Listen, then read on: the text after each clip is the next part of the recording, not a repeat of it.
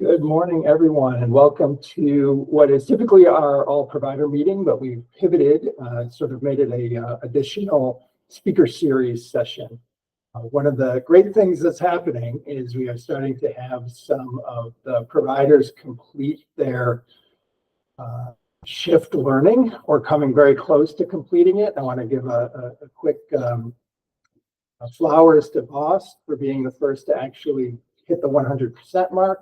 But I know a couple other folks are right near the finish line, and this being the Olympic season, I think we just celebrate everybody that hits the finish line as we go along here. So it's really important at this point that we pivot and start talking to you about what the next steps are, because as you know, shift accreditation is part of the incentives around this process, and also more than that, really important to the sustainability of enabling technology within your organization. So just a couple of administrative points as we get going. Please make sure you keep yourself on mute throughout the presentation. If you do have a question, pop it into the chat feature, and I'll moderate the chat feature from there. And then I think at the end we'll have time for just an open Q&A.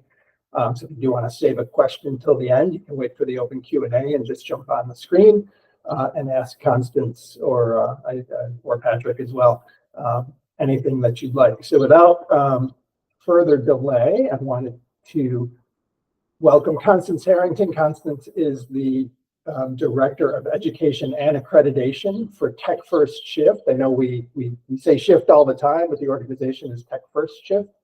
And Constance, go ahead and take it away. Hey, thanks, Paul. So if you guys have a chance, I'd love to see your faces on camera. I love knowing who I'm talking to, especially as you get started with accreditation. I know that we're going to become best of friends. So let me talk a little bit about this process before I dive into details. A couple of things that you should know about shift accreditation is that as you wrap up your education, Patrick will be working with you to schedule kind of a transitory meeting, if you will, where basically he will be taking you from his most capable hands and kind of formally passing you over to my care. And so my work with you will be to steward you through the accreditation process. So before I dive in and get into nitty-gritty details about each component and each phase of the accreditation process, I want to talk a little bit about it philosophically first. So with accreditation, sometimes I know all of you are in positions in your organizations where you've had some sort of an accreditation that feels more auditory and compliance oriented. I'm sure you've all had that experience. That is not going to be your experience here. So the accreditation process with SHIFT is really intended to be very collaborative, where our intent is to be able to help you take your education and figure out, okay, so now we've learned all this stuff. So now what do we actually do about it? So during the accreditation process, that's where we help you start formulating policies, procedures, systems, and processes to help you be as successful as possible with your technology first approach to services. So I wanted to make sure that you understood that this process is a collaborative partnership. There's going to be a lot of back and forth between you, your organization, and SHIFT in trying to help you to make the steps and the growth that's needed in order for you to be really successful.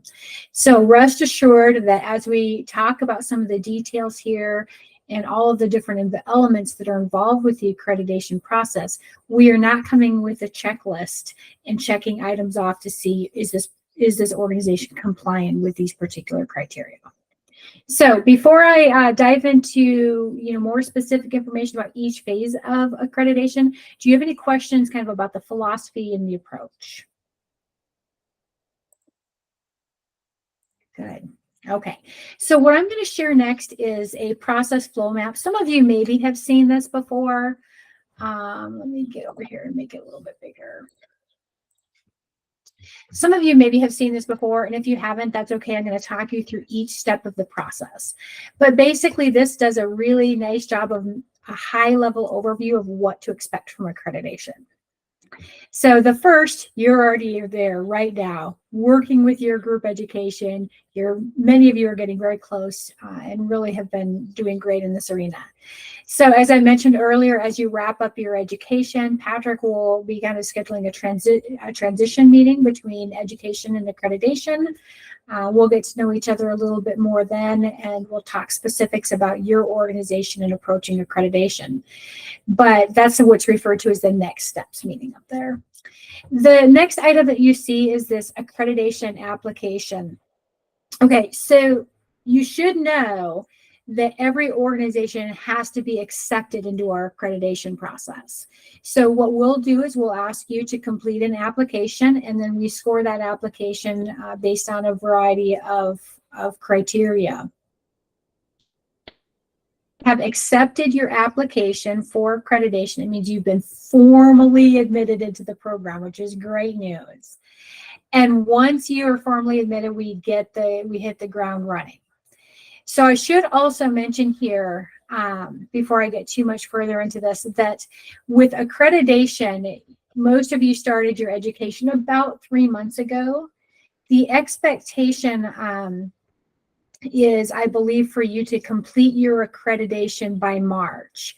Now, maybe Paul, you can pipe in and tell me a little bit more about expectations here.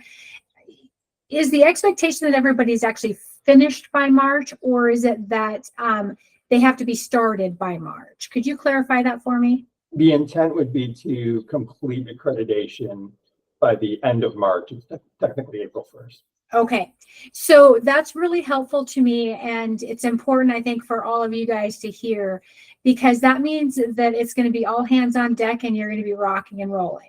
So traditionally, for most organizations, we say that from the time of enrollment in education, you have to be done with your accreditation within 12 months of enrollment of education. So that being said, many organizations have about 9 months to get through accreditation, which is more than enough time. We have more than enough time to get you through by the end of March too. But I want you to understand how quickly you're going to have to work and how much of a dedicated effort this is going to take. So I want to talk about the first two components, the data collection and the organizational technology plan.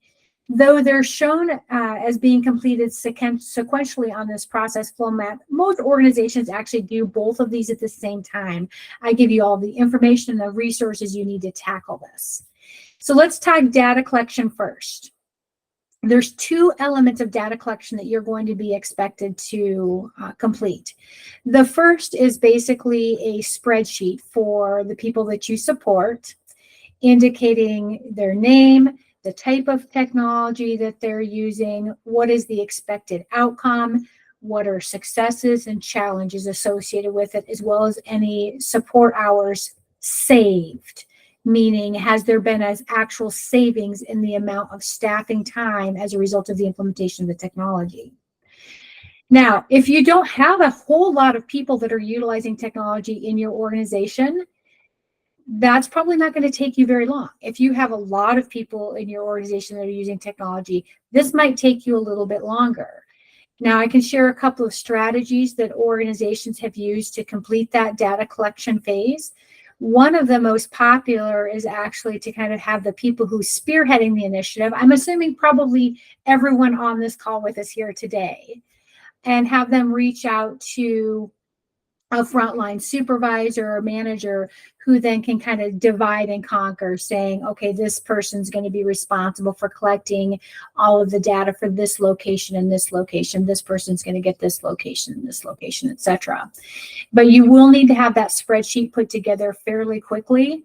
I would say that once, I share this information with you, the data collection and organizational technology plan, given your timeline, not more than 30 days. And this is going to be a heavy lift initially.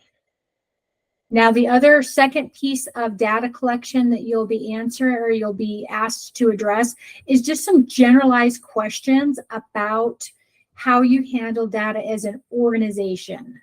So it'll be talking about how, what types of data are you collecting? How often do you collect it? Who's looking at it? Who's responsible for coming up with plans of action? Those types of questions. They're very general for the organization. Now, the second piece of kind of this initial information gathering is with the organizational technology plan. We will actually provide you with a template that you will follow. The template breaks the organizational technology plan into several different categories.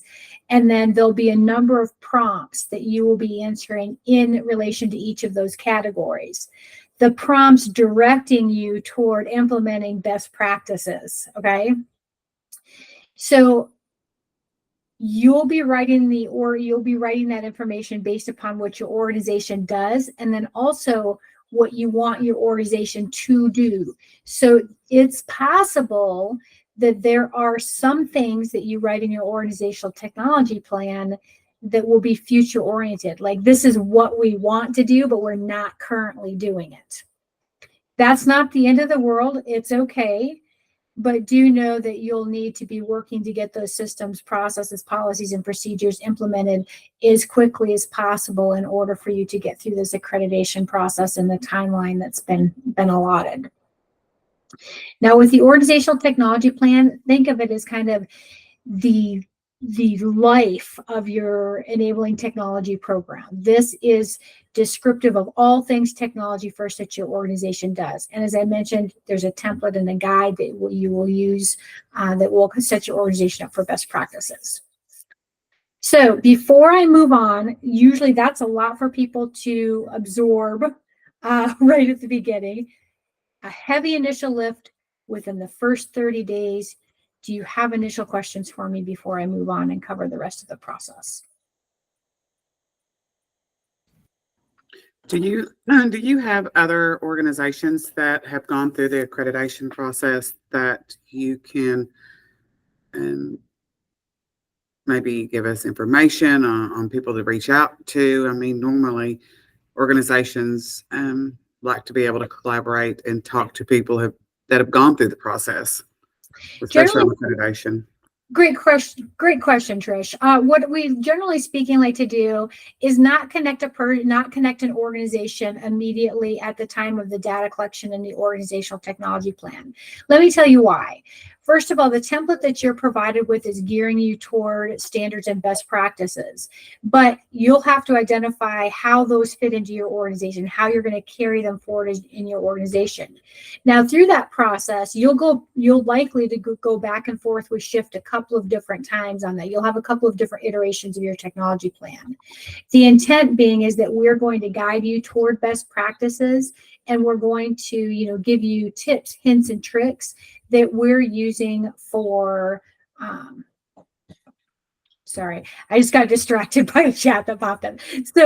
So using, basically what we'll be doing is we'll be providing you with hints and tips and tricks, also based upon what other organizations have used. So we're going to be offering that as you go along. Now, what we traditionally do is as you get to the end of the accreditation phase, most organizations have a set of goals, right? And all organizations will have a set of goals related to technology. So Shift will continue to serve as a resource to you. And one of the things that we do is we try to connect you very intentionally with other providers who are doing exceptional in the areas where you're seeking guidance. So say, for example, maybe, gosh, our organization, we really want to be able to do our own remote supports. Okay. So it's an example like that. I can say, well, you know what? I know 2 providers off the top of my head that I can connect you with, that you can have genuine conversations with them about what it takes to make that happen. So to answer your question, we don't do it at this point in time, Trish, but we do it a little bit later on in the accreditation process. But we do get like the standards and the written out information, the book to go by. Okay. Yeah, of course you do. And if you'd like me to, I can actually pull it up real quickly. Give me just a second here to pop up that template so you guys can just kind of see in general what it looks like. And I saw that while I'm doing that, Matt, I'm going to see if I can talk and navigate at the same time. It sounds like you had a question for me. Yeah, I do. So, you said that typically people have 12 months. We shouldn't have a problem getting it done in 6 months. But like, I get that there's anomalies, right? Outliers that take a long time, people that do it super fast. But what is typical? Is it like 3 months? Is it 6 months? Like, what is a typical, if you're working on it, that it takes to get through this process? You know, this is such a great question, and it's going to sound like I'm trying to not answer it, but I promise I am, Matt. The good thing is I'll dig in deeper I don't think you answer it. Okay. So here's the thing. Honest to goodness depends on the organization and the specific organization, where they're at in their technology initiative and the resource that they've dedicated to doing this. So what I mean by that is we have seen organizations come through, first time ever going through accreditation, done, 3 months, flying colors, amazing, okay? But in those organizations, they have assigned one or more people to help spearhead this and are actively working on this every day.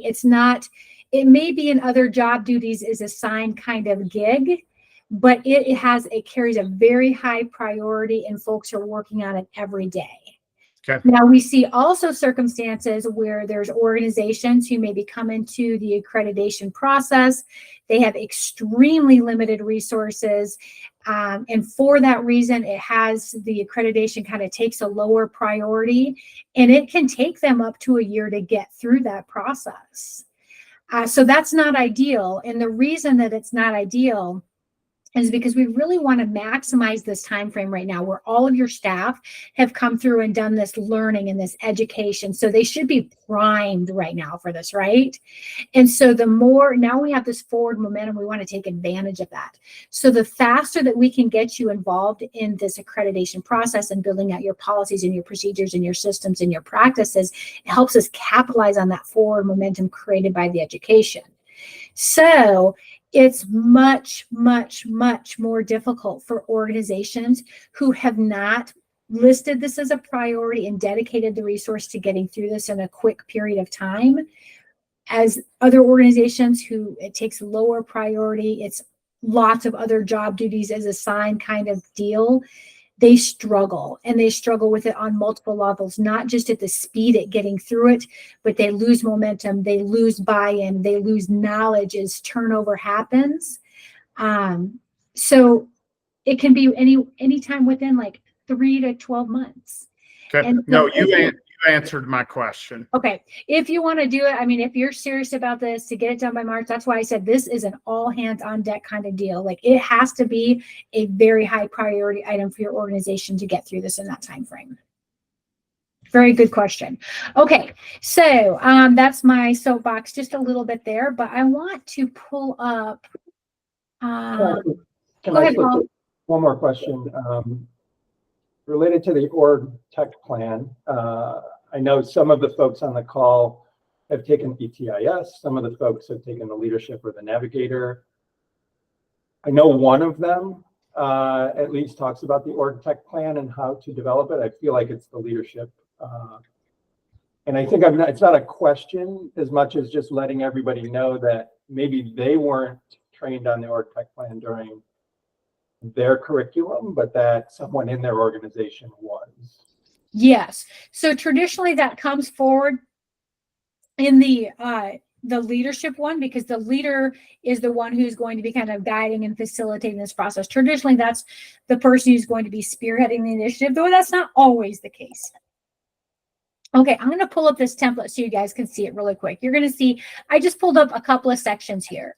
So say, for example, there's kind of this standard around this technology team. Let's talk about this. And I know it's kind of small, so I'll read a little bit to you. But you see there's this big green banner that says technology team, and then there's all these prompts in under it, right?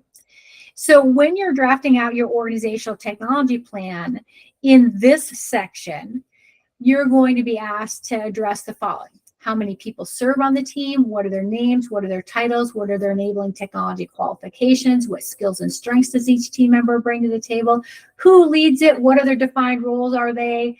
How were the technology team members chosen? being sure to define the selection of criteria, the process, how are you handling any openings on the team? You don't have to take notes. I promise you're going to get this in a template. I'm just talking really fast. What departments, service areas, and programs have representation on the technology team? What are the ongoing agenda items? How often do the team members meet? And kind of what are the expectations for those team members and the requirements of membership? So that gives you an idea. Within the context of this section, just this section for the technology team, the organization is going to be asked to address all of those different prompts there in a narrative format. So as we go through, there's several different sections. All of this is just based upon standards and best practices. But as I scroll, you'll see, oh, there is quite a bit here. And so some of these questions do get rather involved.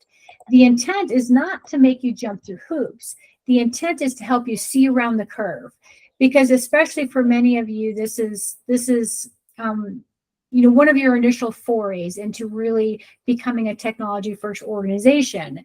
And so what we want to do is prepare you for what you might not know. And the organizational technology plan is one of the ways that we help you do that. Does that help, Trish? Yes, it does. Okay. All right. Okay. Other questions? I'm not afraid for you to pummel me. You guys go ahead. Don't be afraid to speak up. Okay. Well, you can mull on it just a little bit more. I'll pull us back to this process flow map just so we can take a gander at that again here. I need to find it though. There we go.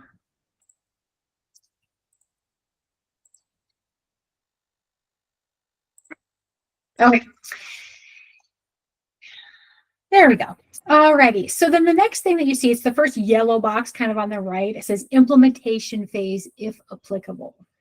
Okay, this is super important. So remember when I said, when you write out the organizational technology plan, you might have some things that are kind of written in future tense, meaning that you actually don't have a process in place yet. So you've developed it, you've written it, you've built it out in your organizational technology plan, but it's not actually there and implemented yet. We give organizations an opportunity to kind of press the brakes and pause for a period of time. We call that the implementation phase. If organizations want to take advantage of it, you do not have to press the brakes. But if you find that in the course of your development of the organizational technology plan that you need a little bit of time to get some systems and some practices in place before we come in with the rest of accreditation, which is dedicated to verifying that you are in fact doing what you said you were going to do in the organizational technology plan, you may need to press the brakes for just a short period of time. Now, if you choose to do that, it's going to have to be a very short period of time. As I had mentioned, with March kind of a looming deadline for you to finish up accreditation, let's just say, let's pretend for a second that your organization enters accreditation by the 1st of September, okay? And I said, you need to have that data collection and organizational technology plan done in 30 days. We are now at the 1st of October. Now, if you press pause at all, say you press pause for a month, you want to be able to just have a month to get some of these things in place. Now we're at the 1st of November. And I bring this up because now you're at the 1st of November, in which you've got Thanksgiving and all of your Christmas holidays coming up in December, which provider organizations typically struggle with getting a lot done in November and December, right? So I bring this up just to help you kind of outline the timeline. You do have time to press the brakes, but be aware, be thinking about that November and December timeframe is generally speaking not being terribly productive for provider organizations. There's people out on vacation, there's lots of holidays, lots of events going on. People tend to be more strapped. We still have the rest of accreditation to get through. So I won't discourage you from pressing pause, but I will say be very thoughtful about how long you decide that you want to do that for. We can give you, we can give you up to a couple of months. Really, given this timeline, I would not go beyond that. So once you have given us the green light, said, you know what, Constance, we're good to go. Let's go ahead and move on with accreditation. We feel pretty good about where we're at. The next component is stakeholder surveys. And there's 2 different types of surveys that we will ask you to send out. So basically, we will send you 2 links. One will be a link that you send out to all employees. The second link that we will give you will be a link that we want you to share with all of the people that you support and family members. Now, I'm going to tell you a couple of different things. Organizations have better luck and higher response rates from their employees, of course, because you have some sway over those folks, right? So traditionally, most organizations have pretty decent luck getting somewhere between 50 and 75% response rate on their employees. Now, people supported and family members are more challenging, and there's a few reasons for that. First of all, many people supported and family members, the organizations don't have necessarily electronic communication established with, right? So email addresses and things like that. So we recommend that you send it out to everybody that you do have that contact information for. And if you kind of feel like, yeah, there's just not very many, depending on the size of your organization, your resources, your desire to get really great information, some organizations will actually ask, say, a team leader or, again, a frontline supervisor, trusted staff member to sit down with some people supported and just take them through the survey and help them fill it out on their behalf. It's perfectly acceptable. It's also perfectly acceptable if an organization wants to say, we've identified, 15 families that we want to contact and see if they would be willing to do this survey with us over the phone. That's also perfectly acceptable. We try to give you as much flexibility as possible. We are pretty excited if we can get 20% from family members and people supported. Those numbers that I just gave you are not etched in stone. So what'll happen is I'll send you the links, you distribute them, and then we'll monitor from our end how many responses we're getting. And I'll check in with you periodically to say, oh, hey, Trish, we've got 48 employee responses and 14 from people supported. And we'll just kind of do these periodic updates, and we'll get to a point of where we say, yep, we think we've gotten about all that we're really going to get. And we're going to come to an agreement on that. At that point in time, that's when we're going to go in and do our data analysis on that. Now, the reason that you want more people, it's not that I necessarily want more people, but I do know that having more people respond to surveys gives you better data as an organization, because it tells you whether or not you've been effective with your organizational technology plan, and your data is less likely to be influenced by outliers. I know I'm speaking to, fellow providers, so I'm just going to say this. Let's say that we get 10 responses from your employees. 2 of them are mad at you about something. I know that never happens, right? 2 of your staff members are mad, and so they give you awful survey results. So now it looks like you have a bigger problem with technology than you really have. So the more data that we collect, the more responses we get, the less likely that the results are going to be influenced then by those outliers, if you will. I saw that Matt popped up with a question and wondered if this is just people that are being surveyed who are utilizing technology. The answer to that question is no, Matt.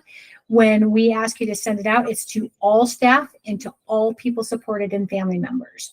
So keeping in mind the rationale behind that is that you as an organization are being asked to implement a technology-first approach to services, meaning that you're looking to technology solutions as an option before,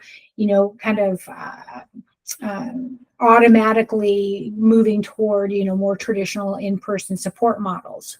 So with that being said, we want to make sure that we're getting responses from everybody in your organization and not just that targeted group, small group of people who maybe are already using technology.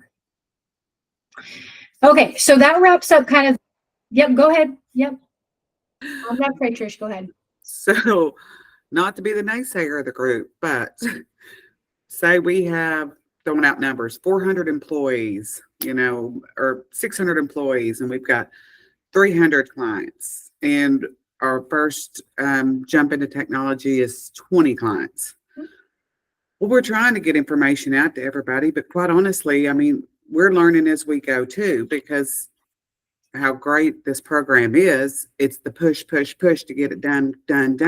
Yeah. And so trying to get that information out, and the employees and the families that we deal with, they don't like anything in a hurry. They do not like stuff being pushed. Yeah. What I've been asked is, why did you pick my daughter? I don't really trust it. What do you mean technology? Is there a reason that you're trying to pick my child? Are you trying to, and yes, I've gone through the presentations. We've gone through how to talk to staff, families, but they're reluctant. And Of course they are.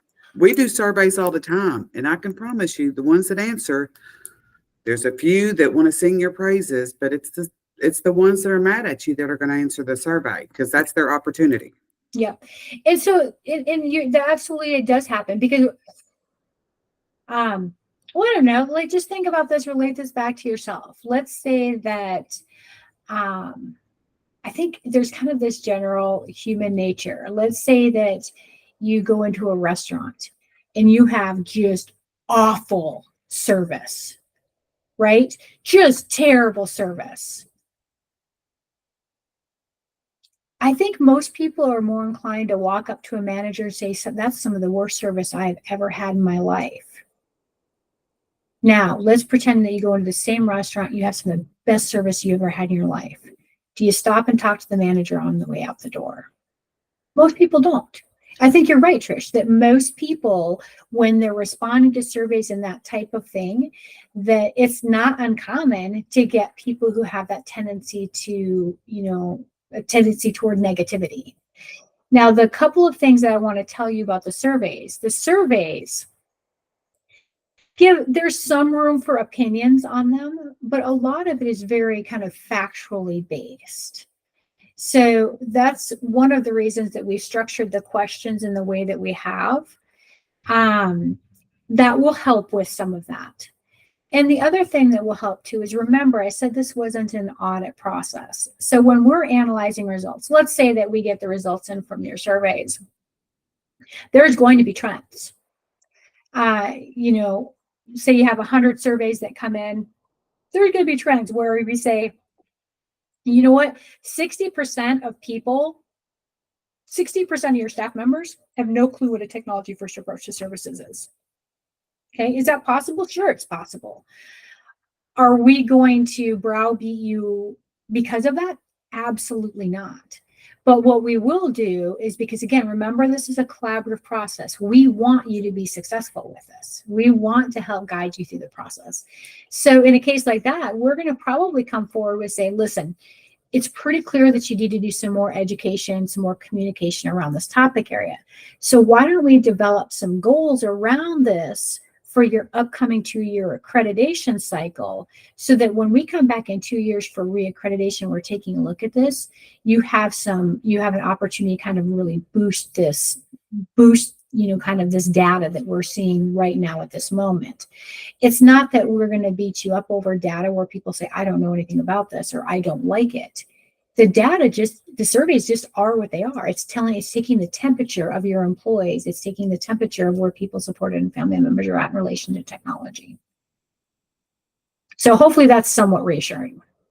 Well, the surveys, did you say they would be sent out by a link sent to us that we send out? Because Yep. I was concerned about them too much spam, them not wanting to do surveys. So we send the link.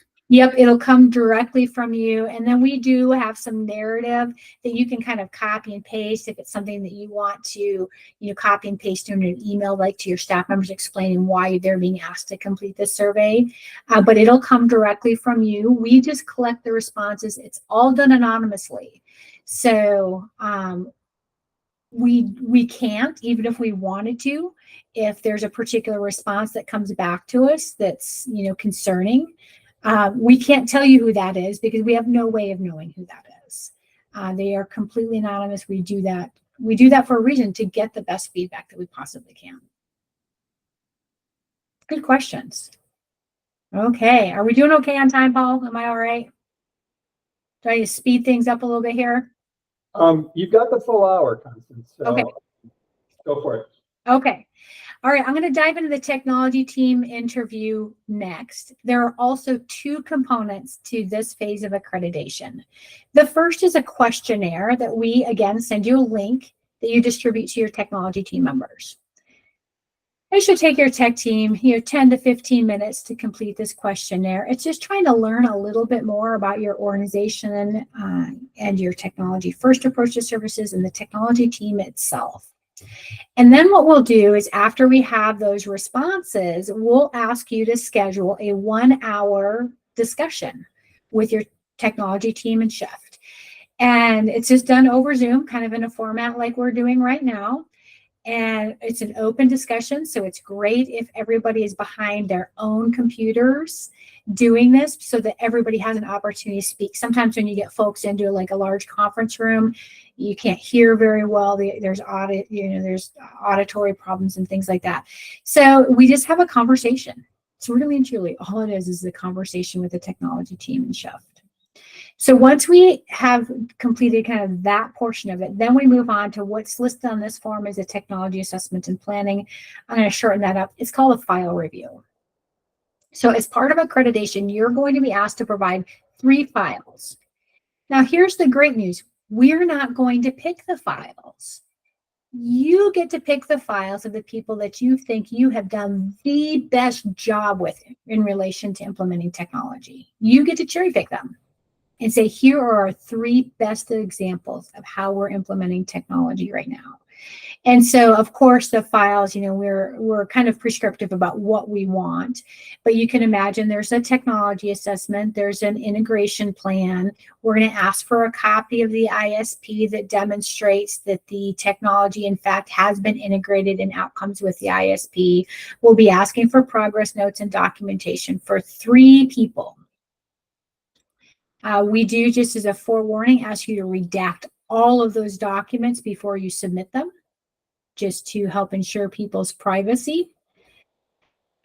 Then at that point in time, once we receive those, we do a full review of them and provide you with feedback. And then finally, you see we're at this organizational goals phase. And I referenced this earlier, that as we go through the accreditation process, you might actually have feedback from us that says, hey, we recommend a goal around data. We recommend a goal around this in your tech plan. We maybe recommend a goal around education or communication. We're going to be making some of those recommendations as we go. And we'll expect to see those pop up here in the organizational goals phase of accreditation, of course, combined with anything else that your organization feels is important to you to be accomplishing over the next 2 years. So, as I had mentioned, every single phase here kind of comes along with it with a feedback opportunity. You're going to be you get through the stakeholder surveys, we're going to be providing you with feedback. You get through the file reviews, we're going to be providing you with feedback. And then at the very, very end in purple, it says exit. So the exit is a time for shift to meet with the organization. You can have as few or as many people as you want to have present. And what we do at that exit review is we review every portion of the accreditation process, making high-level notes of best practices. These are things you're doing amazing with. Don't change them. And 2, here are some things that we think you need to be working on. So our recommendations that we would have for your organization. Once we cover that material, we tell you right then and there what your accreditation status is. And there's 3 options for that. There is, first of all, the one that we're hoping for and the one that we're working to get you to is full accreditation, meaning that not that you're perfect, but that you have good systems and processes and practices in place. You have a solid plan and you have good forward momentum. That's giving, the shift seal of approval on a full accreditation, and you'll have that for 2 years. The second thing that could happen is we could award a conditional accreditation. And you see here that we can do that for up to 3 months. Here's the reason that we might do a conditional accreditation. Let's say we get to the very end of the process and we're like, gosh, there's 1 or 2 areas where you just need to do a little more work before we can really put our full stamp of approval on. And so we're going to say, we're going to award you conditional accreditation. We're going to give you 3 months to kind of work on those issues. And if you get those resolved, then we'll come back in and award the full accreditation. And then, of course, the option that none of us want to talk about because none of us want it to happen, and that is that we could deny accreditation, meaning that throughout the accreditation process, there are severe and significant concerns about your ability to implement a technology-first approach to services. So from there, as I had mentioned, each of the, if you're awarded accreditation, that is then good for 2 years. What does it look like after you get accreditation? Does shift just disappear? The answer to that question is no. What we do is we do formal check-ins with you every 6 months following accreditation. So you can expect to hear from us.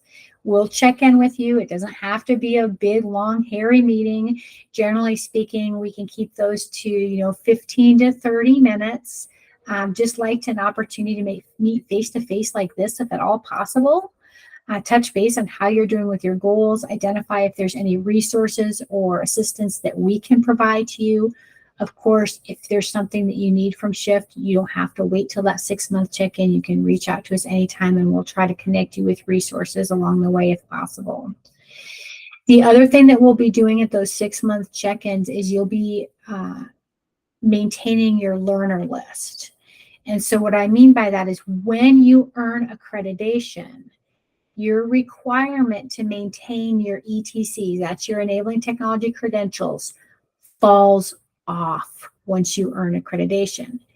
That is because as part of your accreditation process, as part of your organizational technology plan, you will have to develop some sort of an educational method for making sure that your staff members continue to learn about and stay engaged with the technology-first approach to services. So that's the reason that we let that ETC requirement drop off. However, we do require that you maintain your required numbers of certified staff. So those are your ETISs, your ETNs, or your ETLs. So if there is any changeover there, what would happen is at those 6-month check-ins, you'll say, you know what, Sally's not with our organization anymore. We can go ahead and get her removed from your roster. We'll get somebody added for you. And get that person trained up to fulfill that role that they need to be carrying for your organization. So we do that every 6 months, and then when you get to the reaccreditation process, it actually is the exact same process that's repeated, but generally speaking, it goes much faster for organizations who have already been through the process once, largely because you already have the systems, the processes, the policies in place, so you don't have to be building those and developing those. One of the things that I should mention is your organizational technology plan too is a living and breathing document. So you've submitted the organizational technology plan, you've got the Shift stamp of approval on it. That doesn't mean that you should just, tuck it into a drawer and forget about it. You should be keeping that plan out in front of you over the 2-year accreditation cycle, tweaking it, adding to it, revamping it, and modifying it as necessary. Okay, so I've been talking for a very long time and I'm not giving you guys a lot of opportunity to, jump in and ask questions. So this is your opportunity to grow me if there's anything that you're unclear about as far as the accreditation process goes and what the expectations are.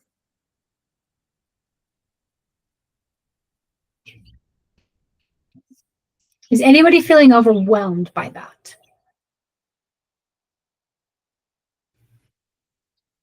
Can you talk a little bit more about the learning and keeping that up to date? Did you say that was a requirement? So, when you have a large organization, we've only gone through the sampling of the ETCs. Yep.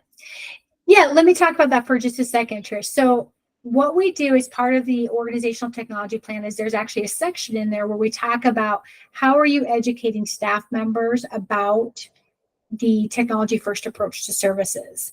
And so we're not going to dictate what is right for your organization. You know your organization the best, so you know it works the best. I will tell you that oftentimes what providers will do is some providers will say, you know what, I'm going to include some training materials as part of our onboarding process. So we're just going to integrate that into our onboarding and our orientation process for new employees.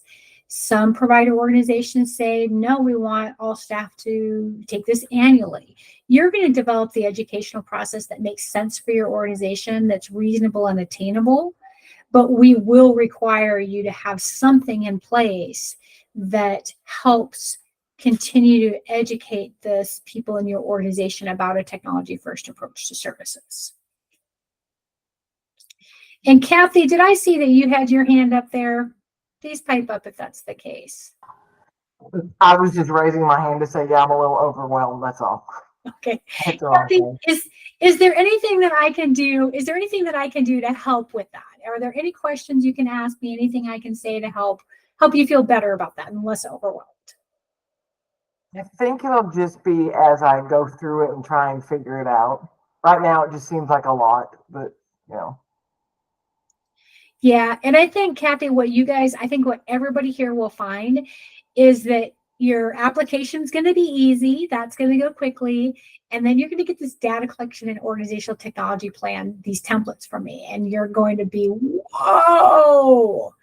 That being said, I do truly believe like that is going to be kind of your heaviest lift, because with that organizational technology plan, like you are literally being asked to map out all of your systems, policies, practices, and procedures related to enabling technology, right? So I'm not going to lie, that's going to be a heavy lift. It's not going to be easy to do. But I will also tell you that once you have that done, the rest of the accreditation process is going to go fast.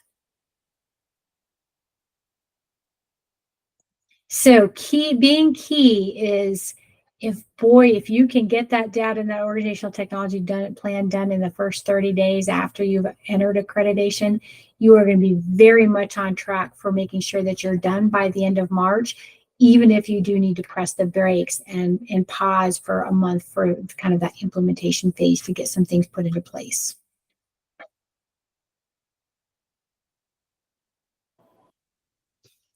Do you know also that we are here for you? We're not abandoning you.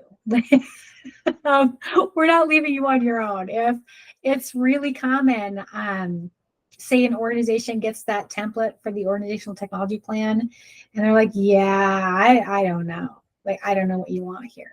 Like, it's common for organizations to reach out and say, hey, can you provide me, some additional guidance here? The other thing that often happens that I hope is reassuring to you, when you submit your organizational technology plan, there are fairly good odds that we're going to bounce that back to you with recommendations. That is not a bad thing. So a lot of times organizations will say, okay, here's our first draft. You take a look at it and let me know if you think we're like anywhere near being on track with this. And so we'll do a first review of it, send the organization feedback, and then that gives you an opportunity to say, okay, I see maybe there's some weak spots, or we need to do a little additional development. And we're going to take that back, build it out a little bit more, and then resubmit it again for SHIP to take a look at.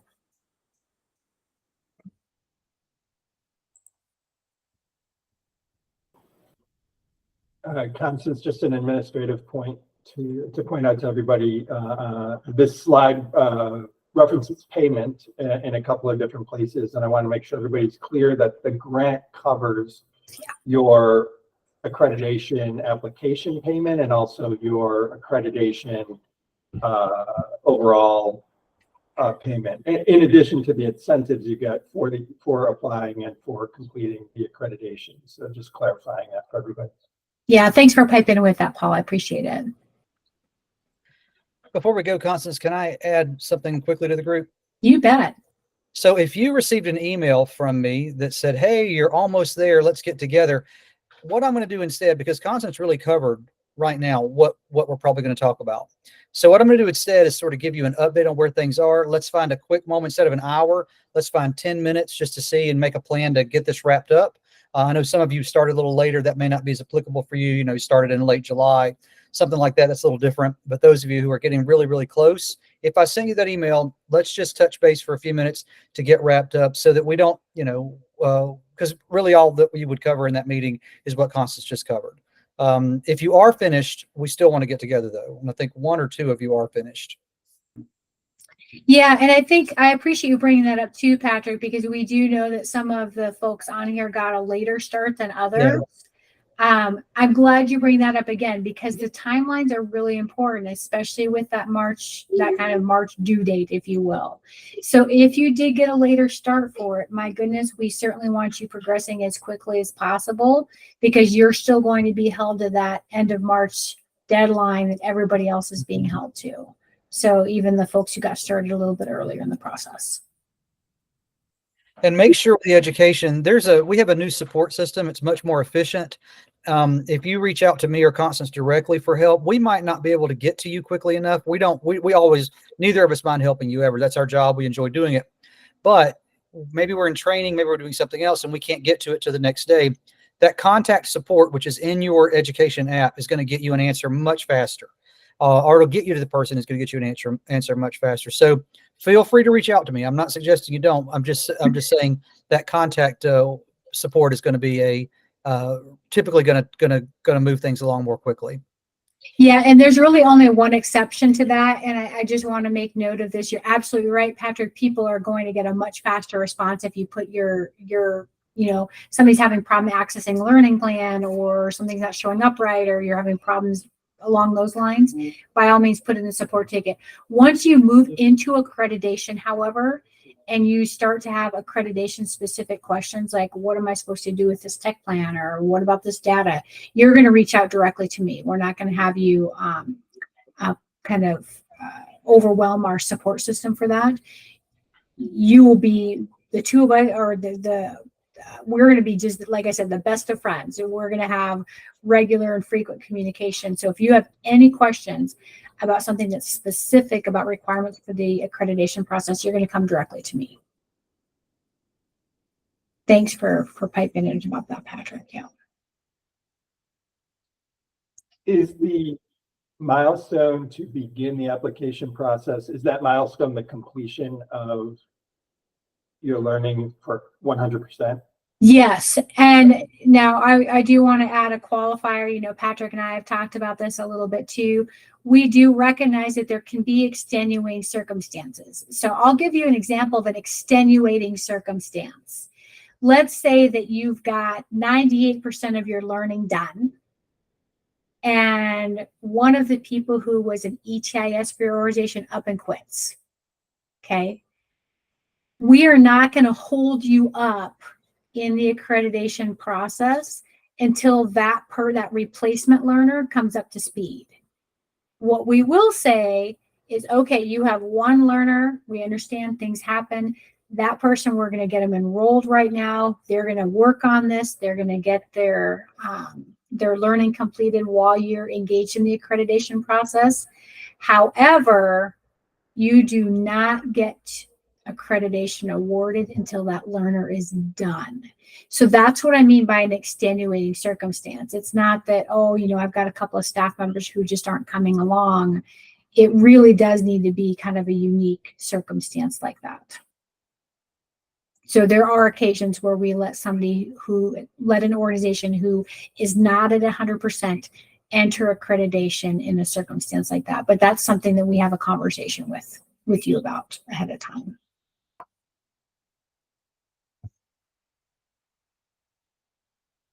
Good questions. We have a few minutes left. Are there any more questions for Constance or Patrick?